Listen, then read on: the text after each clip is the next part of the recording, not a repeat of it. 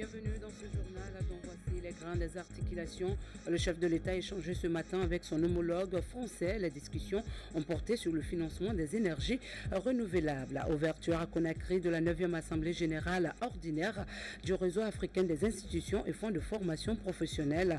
L'objectif est d'amener les décideurs à favoriser la formation agricole. À la page culture, nous irons à la découverte de Fakoli Kumba Fakoli Daba dans la localité de Nord-Asoba. Mesdames et messieurs, bonsoir et bienvenue dans cette édition. Ce message départ adressé à son Excellence Jacob Zuma, président de la République d'Afrique du Sud. Excellence, Monsieur le Président, la commémoration de la fête de libération de votre pays m'offre l'honneur et le grand plaisir d'adresser au peuple frère et amis sud-africains, à son gouvernement et à vous personnellement les vives et chaleureuses félicitations du peuple et du gouvernement guinéen ainsi que les miennes propres. C'est l'occasion pour moi de rendre un vibrant hommage au peuple et aux leaders historiques sud-africains qui ont su, grâce à leur courage héroïque, mener à terme cette révolution pour une Afrique du Sud libre, prospère et indépendante, débarrassée de l'apartheid. Je tiens aussi à vous réaffirmer mon entière disponibilité à œuvrer avec vous au renforcement et à la consolidation des relations excellentes d'amitié, de coopération et de solidarité existant si heureusement entre nos deux pays. En vous réitérant mes vœux de bonheur, de santé et de succès, je vous prie de croire, Excellence Monsieur le Président et chers frères, l'assurance de ma haute considération, signé Professeur Alpha Condé. Cet autre message dépasse cette fois-ci adressé à son Excellence Dr Ernest Baye Koroman. Excellence, Monsieur le Président et chers frères, c'est pour moi un réel plaisir en ce jour anniversaire de l'accession à la souveraineté nationale de votre pays de vous adresser les sincères et vives félicitations du peuple et du gouvernement guinéen auquel je joins les miennes propres. Je tiens à cette heureuse occasion à vous renouveler ma sincère volonté d'agir à vos côtés pour l'éradication complète de la fièvre hémorragique à virus Ebola ainsi que la consolidation de la paix et de la stabilité dans l'espace de l'Union du fleuve Mano. Je voudrais également vous rassurer de mon entière disponibilité à œuvrer avec vous au renforcement et à la pérennisation des excellentes relations d'amitié, de fraternité et de coopération existant entre nos deux peuples. En vous souhaitant mes vœux de santé et de succès, je vous prie de croire, Excellence Monsieur le Président et chers frères, en l'assurance de ma haute fraternelle considération. Conakry, le 26 avril 2016, signé Professeur Alpha Condé, président de la République. Cet autre message départ adressé à M. Faure Gnassingbé, président de la République togolaise. Monsieur le Président, la commémoration de la fête nationale de votre pays m'offre le grand plaisir d'adresser au peuple frère togolais, à son gouvernement et à vous personnellement les très vives et chaleureuses félicitations du peuple et du gouvernement guinéen ainsi que les miennes propres. En cette heureuse circonstance, je voudrais vous réaffirmer mon entière disponibilité à contribuer à la consolidation des relations excellentes d'amitié et de coopération existant si heureusement entre nos deux pays. En vous réitérant mes vœux de bonheur, de santé, de succès, je vous prie d'agréer, Excellence Monsieur le Président et chers frères, l'assurance de ma haute considération. Conakry, le 26 avril 2016, signé Professeur Alpha Condé. Entretien ce matin du chef de l'État, professeur Alpha Condé, avec son homologue François Hollande sur le financement des énergies renouvelables en Afrique. Choisi par ses pairs du continent comme président chargé des énergies renouvelables, professeur Alpha Condé vient de décrocher une promesse à l'occupant de l'Élysée pour accomplir sa mission. Sanassi Keita nous signe ce reportage. Qui a été le premier à parapher cet accord sur le climat au siège des Nations Unies à New York reçoit le président de la République. Au menu des entretiens qui ont duré plus d'une quarantaine de minutes, le renforcement de l'axe Conakry-Paris, La question des énergies renouvelables a été largement débattue par ces deux dirigeants. Le président de la République française n'a pas manqué de rassurer de sa disponibilité au professeur Alpha Condé, de l'accompagner dans l'accomplissement de sa mission en ce qui concerne surtout les énergies renouvelables. Le président Hollande s'est enfin réjoui du chemin de création d'une agence en charge des énergies renouvelables empruntée aujourd'hui par le président Alpha Condé, résolument engagé à réussir l'immense tâche qui lui a été confiée par ses pairs du continent. À la suite de cet entretien, le président guinéen a reçu successivement en audience les ministres français de l'Environnement et des Affaires étrangères. Le même sujet était à l'ordre du jour, les énergies renouvelables. Sanoussi Keita. Professeur Alpha Condé et Ségolène Royal s'entretiennent sur plusieurs sujets importants, notamment les énergies renouvelables. L'un des sujets clés qui était d'ailleurs au centre des assises de la COP21 en décembre dernier à Paris, mais aussi dans le pays de l'oncle Sam. Concernant ces projets, la communauté internationale a d'ailleurs promis d'injecter pour l'Afrique 10 milliards d'euros en 5 ans. Dans cette enveloppe, une somme de 3 milliards d'euros pourrait être dégagée avant la COP22 à Marrakech, au Maroc, pour financer très rapidement quelques grands projets énergétiques en Afrique. Le chef de l'État, professeur Alpha Condé, choisi récemment à Addis Abeba par ses homologues du continent comme président en charge des énergies renouvelables, veut aller vite et plus vite. Ségolène Royal a témoigné au professeur Alpha Condé de sa disponibilité à l'accompagner dans la réussite parfaite de cet ambitieux projet pour l'Afrique. L'Afrique qui dispose actuellement, selon le commissaire aux infrastructures et à l'énergie de l'Union africaine, de 150 gigawatts de capacité totale de production d'électricité. C'est dans cette même dynamique que le président de la République a reçu en audience le ministre des Affaires étrangères de la République française. Jean-Marc Ayrault a félicité professeur Alpha Condé pour cette initiative, mais aussi et surtout pour son engagement personnel à faire en sorte que tous les moyens financiers nécessaires soient mobilisés le plus vite que possible pour que ce projet connaisse une véritable réussite.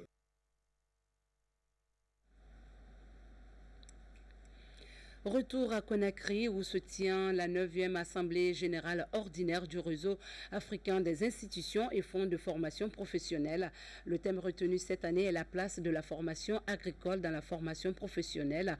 Enjeux et défis, les 11 pays membres de ce réseau sont unanimes que le développement de l'Afrique passe nécessairement par la qualification des ressources humaines. Le point avec Moussa Komara. C'est pour la première fois qu'elle se tient en Guinée. La 9e Assemblée générale du réseau africain des institutions et fonds de formation professionnelle a ouvert ses travaux ce mardi. Il s'agit tout d'abord de passer en revue les activités réalisées et fixer des objectifs pour les années à venir. Ensuite, concentrer les réflexions sur la thématique « La place de la formation agricole dans la formation professionnelle en Guinée, enjeux et défis ». Nous estimons que la question de la formation professionnelle doit demeurer au cœur des préoccupations des autorités nationales et mérite une attention soutenue parce que permettant l'insertion professionnelle, sociale et économique des jeunes, souvent tentés par l'aventure pour la recherche du mieux-être. Cette nouvelle approche constitue un réel espoir pour les États membres du réseau. L'idée est de pousser les gouvernements et partenaires à polariser leurs efforts manifestes sur le secteur agricole. Cela pour sortir les États membres des stéréotypes de la migration clandestine et booster leur croissance. D'ores et déjà, je peux vous assurer de l'intérêt que le ministère en charge de la formation professionnelle attache aux questions agricoles et à l'insertion économique des jeunes. Au sortir de cet atelier, nous nous engageons non seulement à partager vos propositions avec l'ensemble de nos partenaires, mais aussi à contribuer à leur mise en œuvre effective. Nous devons faire preuve d'ingéniosité et de créativité. Il y va de l'intérêt de tous de rechercher ces outils nécessaires pour relever le défi de la formation et offrir des perspectives heureuses à la jeunesse. Le réseau africain des institutions et fonds de formation professionnelle est un cadre de concertation, de réflexion et d'échange. Chaque année, les membres des 11 pays se réunissent pour discuter des bonnes pratiques de la formation professionnelle. Ce rendez-vous de Conakry devrait permettre de faire des propositions concrètes sur les types de formation pour le secteur agricole et d'inciter les dirigeants des États à faire de la formation professionnelle une priorité. Il est bien clair que tous les secteurs ont besoin de formation. Pour l'Association pour le développement de la pêche et de l'aquaculture, il n'est jamais trop tard pour se former. 4 jours ont permis aux professionnels de la pêche de se former sur les exigences de l'assainissement et la construction de ports artisanaux. Le projet est financé par l'Agence de développement française. Makale Souma nous en dit plus. L'insalubrité dans les ports artisanaux a des conséquences sur la gouvernance de la pêche. C'est dans ce contexte que l'ONG ADEPA organise cette série de formations des professionnels de la pêche artisanale. Les débats portent sur la sensibilisation et la mobilisation sur un projet de recadrage des actions collectives. C'est de passer en revue les organisations professionnelles de pêche artisanale et les leaders qui ont bénéficié du premier projet qui s'est déroulé de 2010 à 2013, et aussi d'identifier 3 nouvelles organisations professionnelles de pêche artisanale, pêcheurs marins transformatrices, qui chacune à son tour choisira aussi un leader qui devrait subir des formations. Financé à plus d'1 milliard de francs CFA, ce projet regroupe 7 pays de la Commission sous-régionale des pêches. Il va contribuer au renforcement des capacités au sein des organisations professionnelles de la pêche. On nous a appris beaucoup de choses. D'abord, travailler toujours avec la bonne qualité.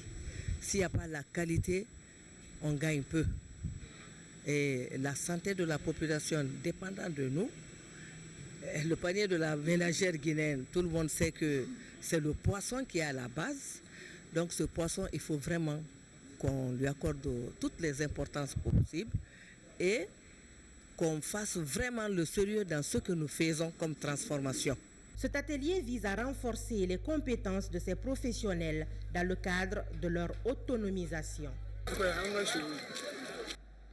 C'est parti pour la 6e phase du programme du Fonds pour l'environnement mondial, un programme qui a dans sa politique de protection de l'environnement le financement de certains nombres de projets portés par les ONG locales. Le document de stratégie nationale vient d'être défini et adopté par le comité de pilotage du programme. La protection des bassins versants et autres activités sont prévues pour ce nouveau cycle de 4 ans. Mamadou Alpha Baldé, reportage. Environ 100 projets environnementaux ont été financés par le programme de microfinancement du Fonds pour l'environnement mondial depuis 2010. Cette rencontre de Conakry marque le démarrage de la 6e phase du FEM pour une durée de 4 ans. Le document de stratégie nationale validé en décembre 2015 est présenté aux différents partenaires du programme. Il est ensuite question de tenir compte du changement climatique pour élaborer des projets, disons, d'agriculture qui mettent l'accent ou qui tiennent compte des aspects du changement climatique. On pourrait faciliter les échanges sud-sud. Voilà, pour qu'on sache que ce qui se passe par exemple au Congo pourrait être répliqué en Guinée sans grand dommage parce qu'on a à peu près le même type d'environnement. Ou ce qui se passe au Niger peut être répliqué au Burkina parce qu'à peu près ils ont le même type d'environnement.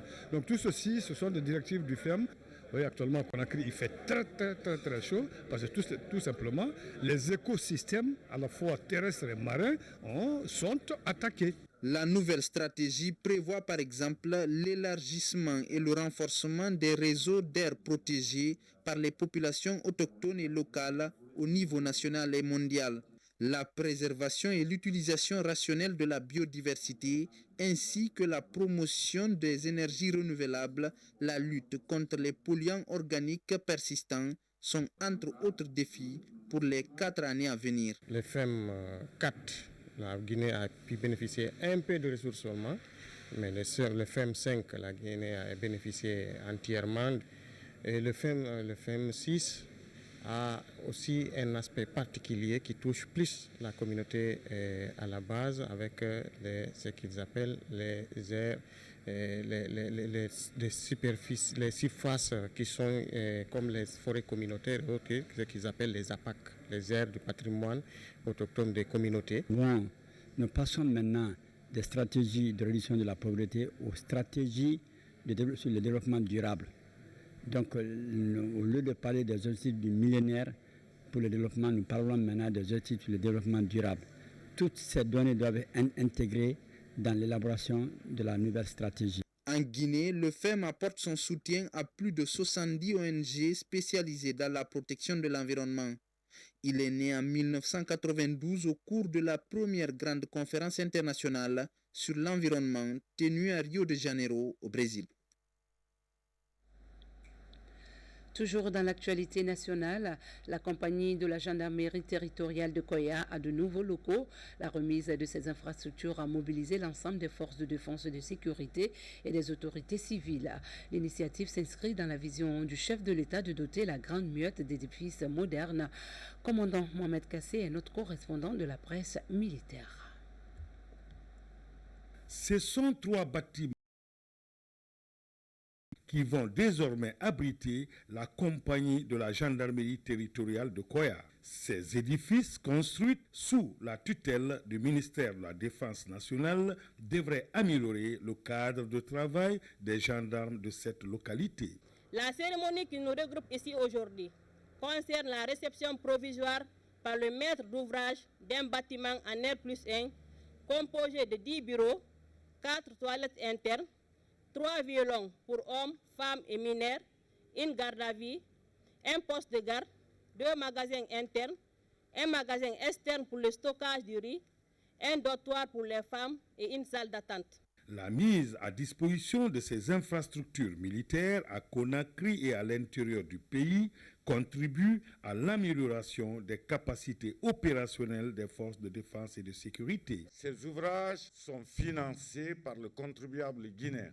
Avec la volonté du président de la République, chef des armées, il est fait au service de la nation pour la sécurité des personnes et de leurs biens. Nous voulons à cette occasion lui rassurer de notre disponibilité, de notre détermination à lutter contre la grande délinquance et à lutter contre les infractions de tous ordres et à observer à ce que la paix sociale règne dans nos cités. Ces acquis tangibles renforcent l'adhésion de la troupe à la réforme du secteur de sécurité. Bientôt, le Salon de l'emploi et de l'entrepreneuriat guinéen à Paris, dénommé Talent de Guinée, prévu du 27 au 28 mai prochain. L'événement regroupe dans la capitale française les chercheurs d'emploi guinéens de l'Europe et les entreprises en quête de la main-d'œuvre qualifiée. Les préparatifs s'annoncent bien. À ce sujet, d'ailleurs, une conférence de presse vient d'être animée par les organisateurs. Compte rendu, Yaya Silla. Cette conférence de presse de l'Association des jeunes Guinéens de France ouvre la voie à la tenue du 27 au 28 mai prochain à Paris du Salon de l'emploi et de l'entrepreneuriat. On a décidé de rajouter une innovation au salon de Paris qui s'appelle désormais le Salon de l'emploi et de l'entrepreneuriat guinéen en France.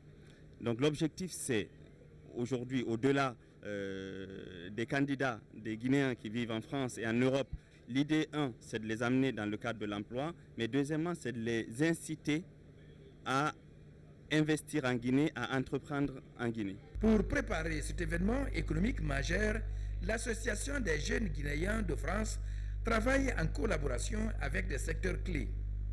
L'Agence guinéenne pour la promotion de l'emploi et l'Agence pour la promotion des investissements privés sont parties prenantes de cet événement.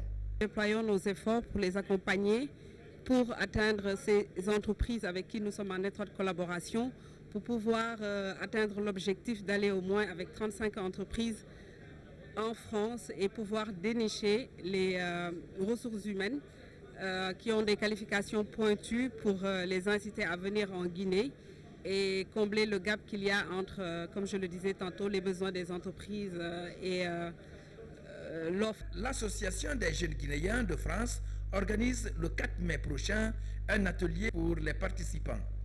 Elle mise sur la qualité des projets qui seront présentés à ce salon. Cette année, nous allons effectivement participer avec des modalités un peu plus différentes que 2012. À signaler que l'Association des jeunes Guinéens de France a 20 ans d'existence. Elle appuie les communautés en infrastructures scolaires, sanitaires et mobilise les compétences. Et puis cette brève, ce matin au lycée 2 octobre, les élèves de cet établissement public ont donné volontairement leur sang pour sauver d'autres vies. Au total, 50 poches de sang ont été obtenues dans ce temple du savoir. Ils sont tous stockés au service de transfusion sanguine.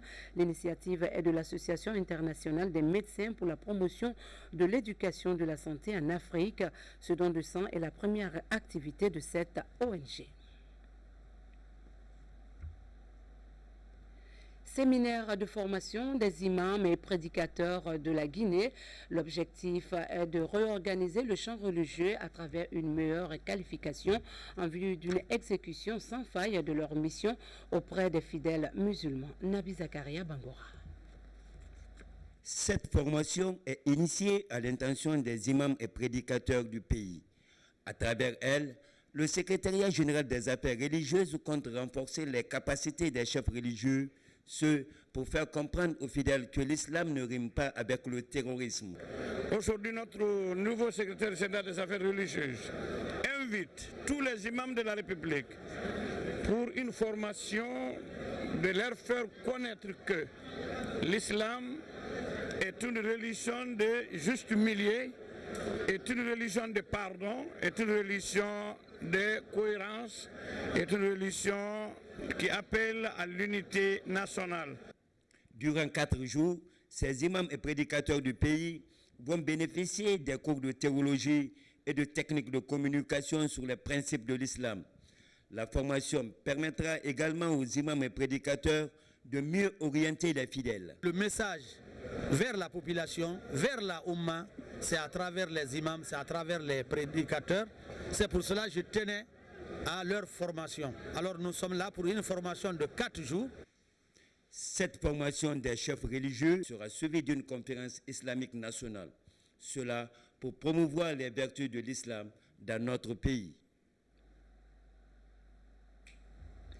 Fini les 72 heures du livre, les prochaines heures nous amènent à faire le bilan. Un constat se dégage, les meilleures ventes concernent les ouvrages inscrits au programme de l'enseignement secondaire et universitaire. Peut-on dire que la lecture appartient aux élèves, maîtres ou professeurs? C'est une réflexion d'Alia Kamara.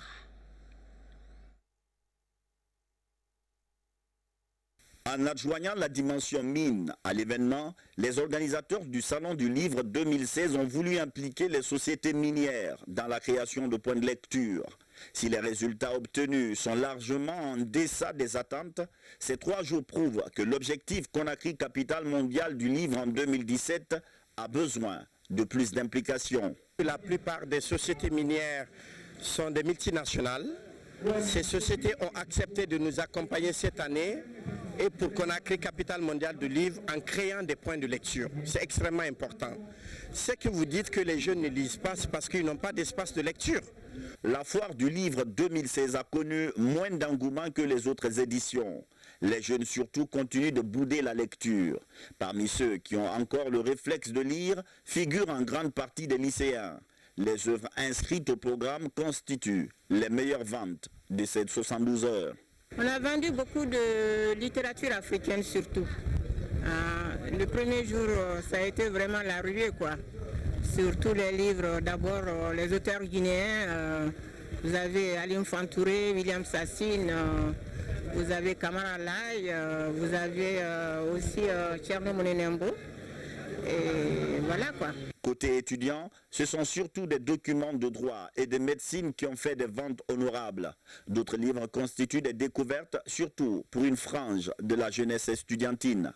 Je cherche le document du professeur lui-même, intitulé « Un Africain engagé », parce que dans ce roman, j'ai appris que le professeur il a parlé beaucoup de lui-même, il a parlé de son histoire. Du cahier d'un retour au pays natal de Aimé Césaire, à Saté ou la parole en pleurs de Yamoussa Sidibé, en passant par l'œuvre Danse avec le diable de Soulaye Tchangel, ce salon du livre a proposé une véritable palette de la littérature guinéenne et étrangère. Mais il pose en même temps un défi. Comment ramener à la lecture une jeunesse apparemment définitivement tournée vers une ère nouvelle, l'ère de l'électronique, l'ère des réseaux sociaux? Scolympiade Koya, un concours qui met en émulation les meilleurs élèves d'établissements scolaires. Organisé avant les examens de fin d'année, ce concours permet de connaître le niveau d'études des élèves. Fodé Bangoura, Djamokaba. C'est une compétition interscolaire qui a mis en confrontation les meilleures écoles de la préfecture de Koya. Ces élites sont soumises à des épreuves de culture générale, de mathématiques, de français et de physique. C'est pour la performance des enfants, c'est pour inciter les enfants à fournir de l'effort, de même que l'encadrement. Je parle d'encadrement ici, c'est à l'intention de nos enseignants. Il faudrait qu'ils donnent un enseignement de qualité aux élèves. C'est ce qui provoque justement ces émulations pour la qualification de notre système éducatif. Organisé par la direction préfectorale de l'éducation de Koya en partenariat avec Plan Guinée. Ce concours, doté du trophée Fatimatou Kemoko Traoré, est à sa 3e édition. Il a pour objectif d'évaluer le niveau d'études des élèves avant les examens. Les premières années, les résultats nous ont donné vraiment une grande satisfaction. Parce que tous les enfants qui ont contribué à ces jeux, tous ceux qui faisaient les classes d'examen ont eu leur examen.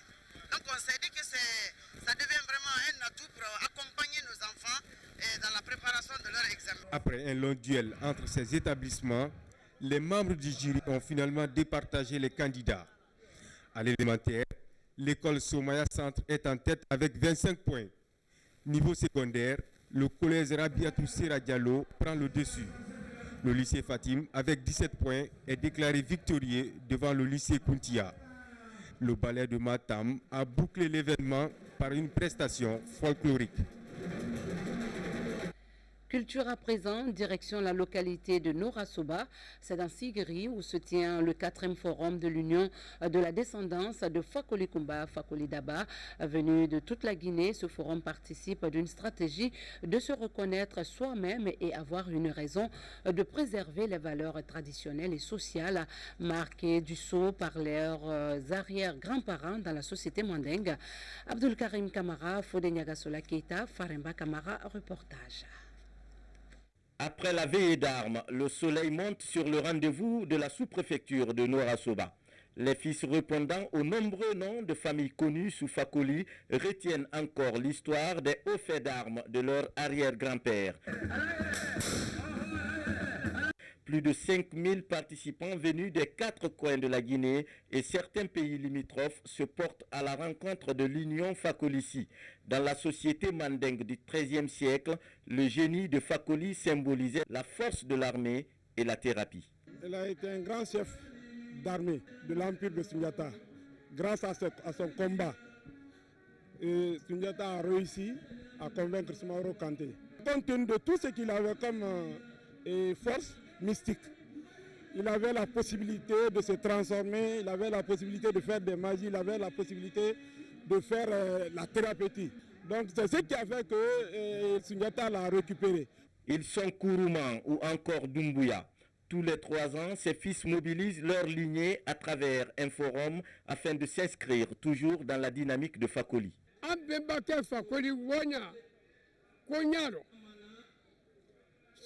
Le vrai sens de ce rassemblement consiste à se connaître entre nous, afin de pérenniser les actions de Fakoli.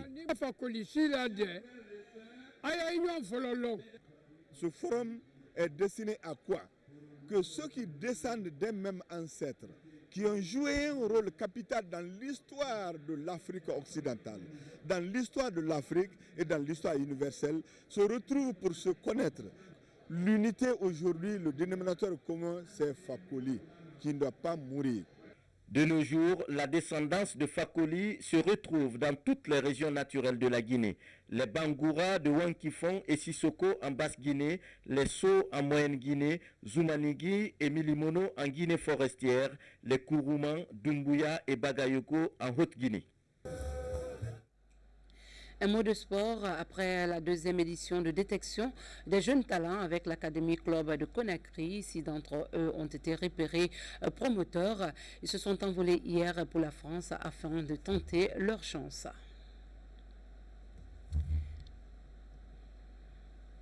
Et pour finir cette édition, 30 millions de francs guinéens, c'est le montant collecté par les travailleurs de la banque panafricaine Ecobank, lancé à l'occasion de la fête des femmes le 8 mars dernier.